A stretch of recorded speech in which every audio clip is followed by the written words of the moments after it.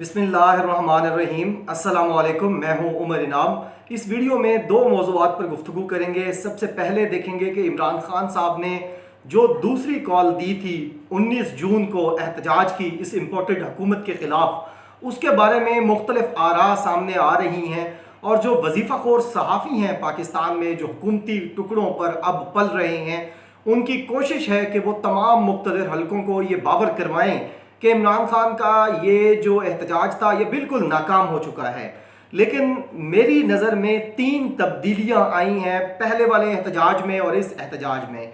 यानी 10 अप्रैल से जो एहतजाज शुरू हुआ था और अब जो 19 जून को एहतजाज शुरू हुआ है, ये दूसरी लहर आई है। इसमें तीन बड़ी तब्दीलियां हैं, उस पर बात करेंगे। और फिर जो नोम चॉम्स्की समेत दुनिया के बड़े प्रोफेसर्स ने शहबाज शरीफ को रियासती जबर और दहशतगर्दी रोकने के लिए जो ख़त लिखा है उसका मुख्तसर तस्करा करेंगे। सबसे पहले अगर हम देखें कि 10 अप्रैल और 19 जून इनकी जो एहतजाजी तहरीकें हैं, इसमें क्या फ़र्क है।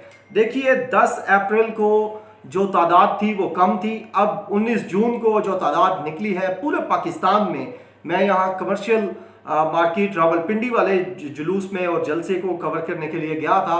यहाँ मैंने 10 अप्रैल को भी बंदे देखे थे और अब भी देखे हैं। और जो हमारे बाकी टीम मेंबर्स हैं वो F9 पार्क 10 अप्रैल को मैं वहाँ पे था। फिर हम यहाँ पे भी आए थे, मैं और नियामत जिमरी साहब। तो जो हमारे दोस्त अब वहाँ गए हुए थे उन्होंने जो फैक्ट्स एंड फिगर्स बताए हैं उसके मुताबिक, और पूरे पाकिस्तान में जहाँ जहाँ लोग जमा हुए हैं, मेरे शहर खानपुर में भी उनकी तादाद बढ़ी है। ये पहली तब्दीली है जो जितनी जल्दी इदारे समझ जाएं, लोग समझ जाएं, उतना अच्छा होगा। ये पहली तब्दीली है कि लोग 10 अप्रैल से ज़्यादा थे 19 जून को।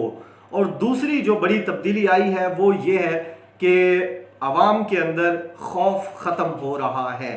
मुसलसल 10 अप्रैल को लोगों के अंदर खौफ था, उनके अंदर अफसुर्दगी थी, उनके अंदर परेशानी थी। लेकिन अब उनकी अफसुर्दगी ख़त्म हो चुकी है।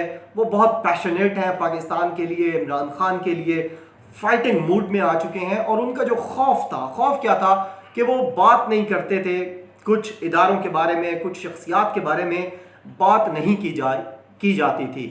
10 अप्रैल वाले प्ले कार्ड्स आप निकालें, खुद पढ़ें, आप ट्विटर पर चले जाएं। ट्विटर मेरा ख्याल है इस वक्त सबसे अहम जरिया बन चुका है जहां से हम अंदाज़ा लगाते हैं कि जो सियासी पल्स है पाकिस्तान की, सियासी नब्ज है, वो किस तरफ जा रही है और कितनी धड़क रही है। तो आप ट्विटर पर चले जाएं, आप 10 अप्रैल के जो एहतजाज थे 11 को था, फिर उसके बाद जितनी पूरी कैंपेन चली, अब 25 मई को जो कुछ हुआ वो आप देख लें जाके और उसके प्ले कार्ड्स खुद पढ़ लें। और फिर आप 19 जून के प्ले कार्ड्स को भी पढ़ लें। आपको ज़मीन आसमान का फ़र्क महसूस होगा, नज़र आएगा, क्योंकि जो लोग हैं उनको अब क्लैरिटी हो चुकी है। जो तीसरी अहम बात, जो तब्दीली है, जो आप कह सकते हैं कि चेंज आया है इन दोनों एहतजाजी तहरीक में, वो ये है कि 10 अप्रैल के बाद उस वक्त लोगों को गुमान था, अब यकीन हो चुका है।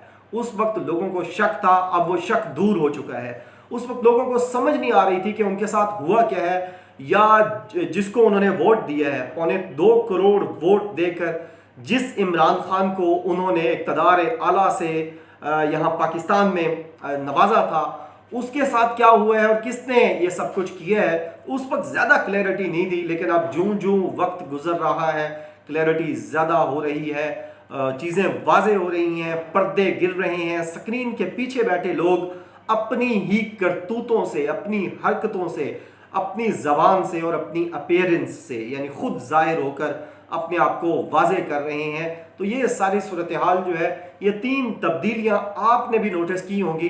तो ये मैं बताना चाह रहा था उन तमाम वजीफ़ाखोर सहाफ़ियों को जो अपने नए मालिकों को फ़िलहाल यकीन दिला रहे हैं कि सब अच्छा है। मैं आज थोड़ी रिसर्च भी मैं कर रहा था, जो 1971 के वाक़यात थे जब आम इंतख़ाबात हुए थे, मशरक़ी पाकिस्तान और मगरबी पाकिस्तान के दरमियान जो कुछ चल रहा था, वहाँ शेख मुजीबुर रहमान का जो मुतालबा था, क्लियर मेजॉरिटी के बावजूद वो बार बार मुतालबा कर रहे थे। मैं कुछ तकारीर भी आज सुन रहा था उनकी, शेख मुजीबुर रहमान की, जो उस वक्त कह रहे थे कि कौमी असम्बली का इजलास बुलाया जाए और जो उनका मैंडेट है वो उनको दिया जाए। उनके वोट जो वो हासिल कर चुके थे, जो सीट वो हासिल कर चुके थे, वो उनको ना मिली और फिर पाकिस्तान ने अपनी तारीख का सबसे बड़ा सानिया देखा।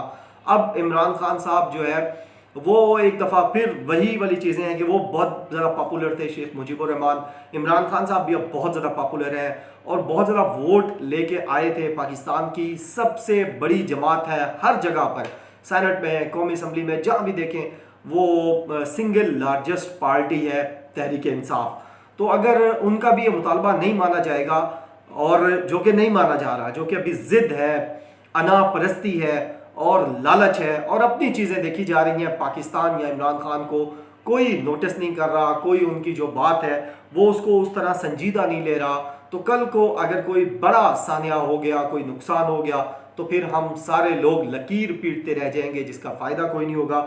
लिहाजा आप जो इदारे हैं उनको समझना चाहिए, उनको ये वजीफ़ाखोर सहाफ़ी जो सुहाने ख्वाब दिखा रहे हैं, उन सहाफ़ियों को भी शर्म आनी चाहिए कि जो पाकिस्तान का मुस्तकबिल ख़राब कर रहे हैं, पाकिस्तान का मुस्तकबिल दाव पर लगा रहे हैं। और इदारों को भी समझना चाहिए कि 10 अप्रैल को आपका नाम ना लेने वाले लोग आज आपका नाम ले रहे हैं।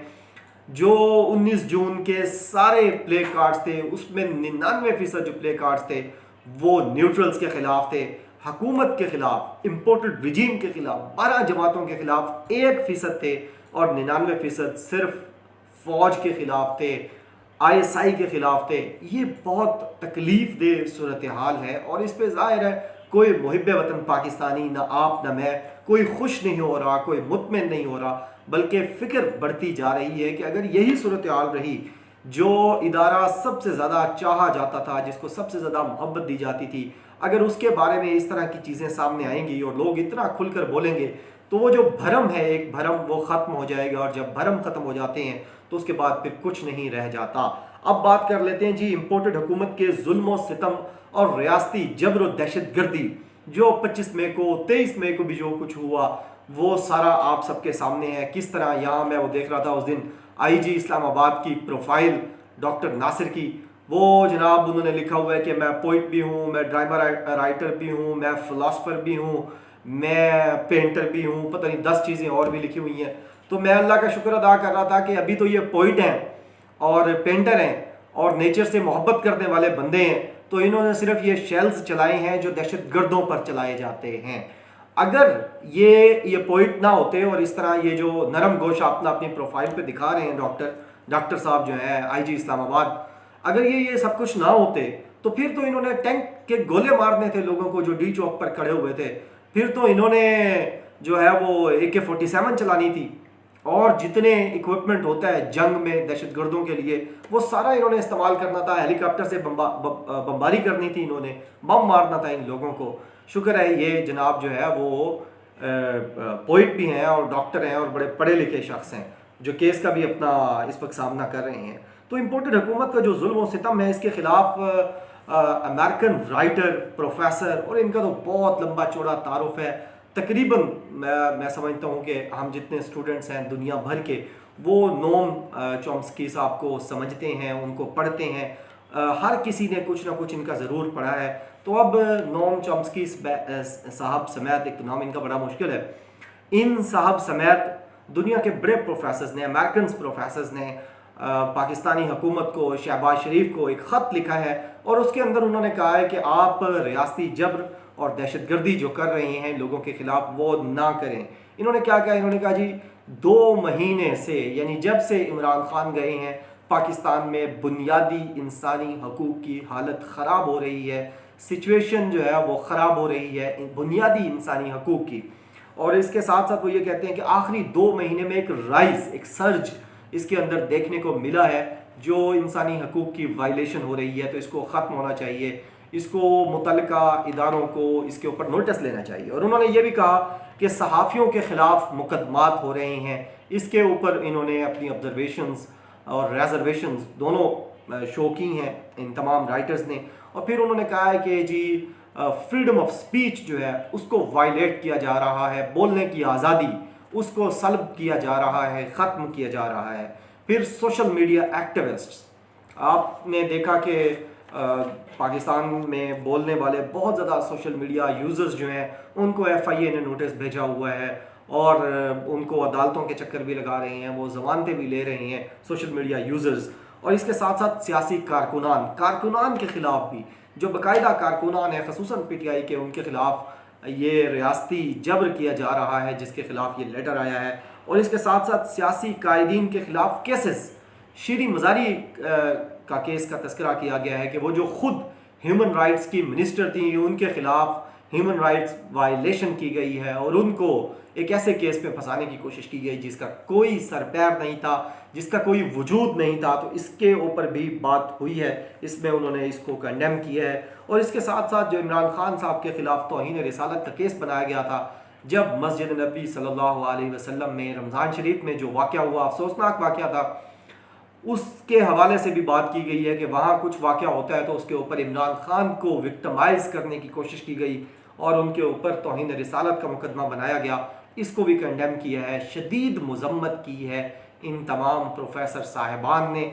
और तमाम मुतल्लिका जो इदारे हैं पाकिस्तान के, उनसे उनको ये मुतालबा किया है और उनसे रिक्वेस्ट भी की है कि आप कोशिश करके जो आपका इमेज जा रहा है दुनिया में कि आप ह्यूमन राइट्स वायलेट कर रहे हैं, अपना वो इमेज बेहतर करें, पाकिस्तान के अंदर जो बुनियादी इंसानी हुकूक हैं उनको इंश्योर करें।